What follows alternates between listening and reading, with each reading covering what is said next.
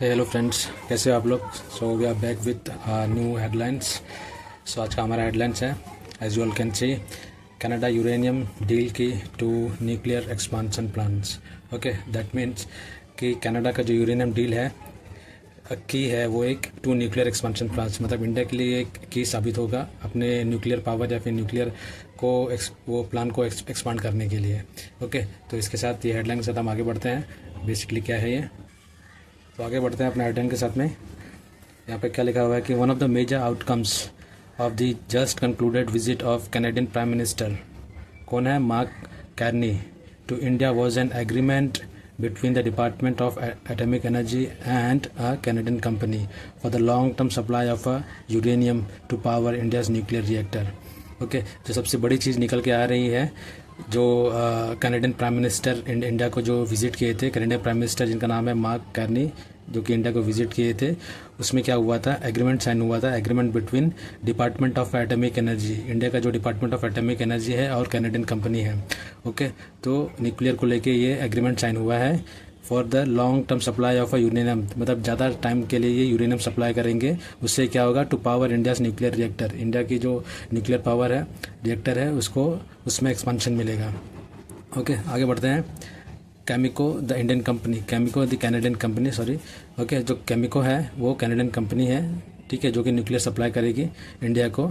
Will provide 22 million pounds. Okay, 22 million pounds यहाँ पर कितना है, अबाउट 10,000 टन्स। ओके, 10,000 टन से न्यूक्लियर सप्लाई करेगी इंडिया को of uranium. Okay, uranium supply करेगी। यूरेनियम बेसिकली न्यूक्लियर के लिए यूज़ होता है। Okay, the main fuel in the nuclear reactor. Okay, nuclear react करने के लिए जो मेन उसमें कंपोनेंट चाहिए वो यूरेनियम होता है, ठीक है, uranium. Okay, between 2027 and 2035। Okay, 2027 से और 2035 तक ये जो न्यूक्लियर यूरेनियम सप्लाई करेगी कैनेडियन कंपनी इंडिया को। और उसका जो कॉन्ट्रैक्ट है, the contract is worth 2.6 billion Canadian dollar, जो कि इंडिया का हो जाता है dollar 1.9 billion. Okay, dollar 1.9 billion ये उसका फिगर होएगा। Okay, incidentally this is India second major uranium supply deal within a month.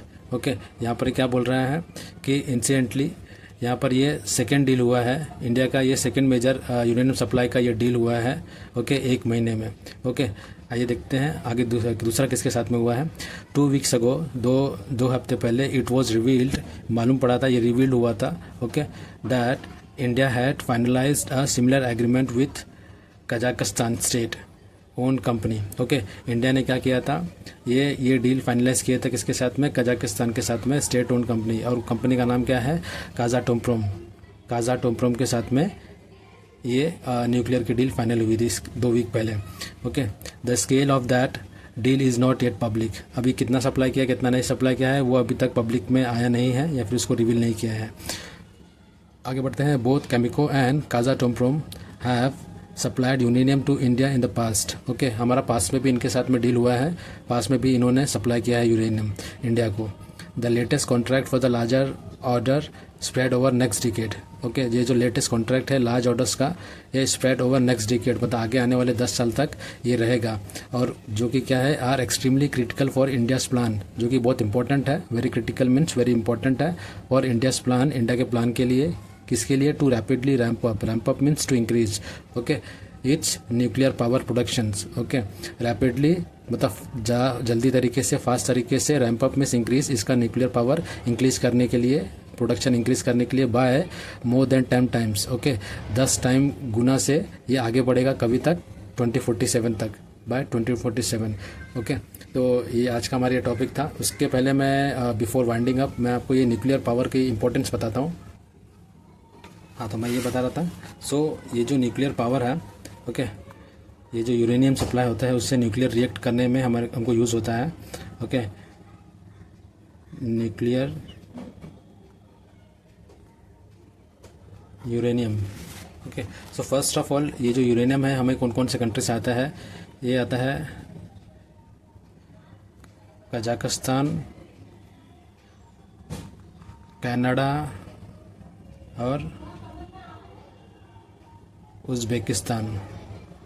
ये 3 कंट्री हमेशा रेगुलर बेसिस पे हमको हमारा इनसे डील होते रहता है। पास में भी इन्होंने हमको यूरेनियम सप्लाई किया है। अब इसका इम्पोर्टेंस क्या है कि अगर कोई भी कंट्री के पास अगर यूरेनियम ज़्यादा होएगा तो उनके पास क्या रहता है कि लार्ज स्केल में उनके पास इलेक्ट्रिसिटी अवेलेबल रहती है।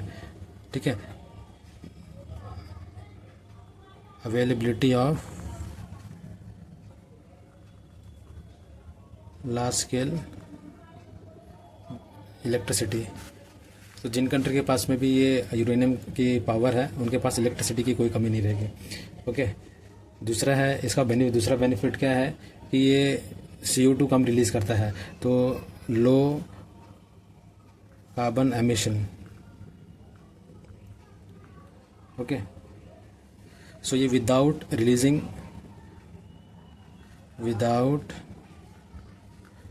CO2। ओके, इसका मेन जो एडवांटेज है विदाउट रिलीजिंग CO2 ये इलेक्ट्रिसिटी प्रोवाइड करता है, तो ये ज़्यादा CO2 रिलीज़ नहीं करता है, तो उसका ये एक बेनिफिट है। ओके, दूसरा है जिस कंट्री के पास में भी ये यूरेनियम रहता है वो एनर्जी इंडिपेंडेंट रहता है। ठीक है, उसको किसी से मतलब ज़्यादा किसी के ऊपर डिपेंडेंट रहने की ज़रूरत नहीं है। ओके, एनर्जी इंडिपेंडेंट हो जाता है। ओके, और फोर्थ क्या है, जैसे कि जिस कंट्री के पास में भी यूरेनियम है ऑब्वियसली तो उनके पास जो टेक्नोलॉजिकली वो काफ़ी पावरफुल हो जाते हैं। तो टेक्नोलॉजिकली एडवांस्ड। ओके, जब टेक्नोलॉजिकली कंट्री अगर पावरफुल हो जाएगी तो उनके कंट्री में ऑब्वियसली वहाँ पर क्या होएगा, स्किल्ड लेबर की ज़रूरत होगी। ओके, स्किल्ड लेबर की ज़रूरत होगी। ओके, तो उससे क्या होएगा, एम्प्लॉयमेंट जनरेट होगी। तो बेसिकली ये सब है। So that's all for the today.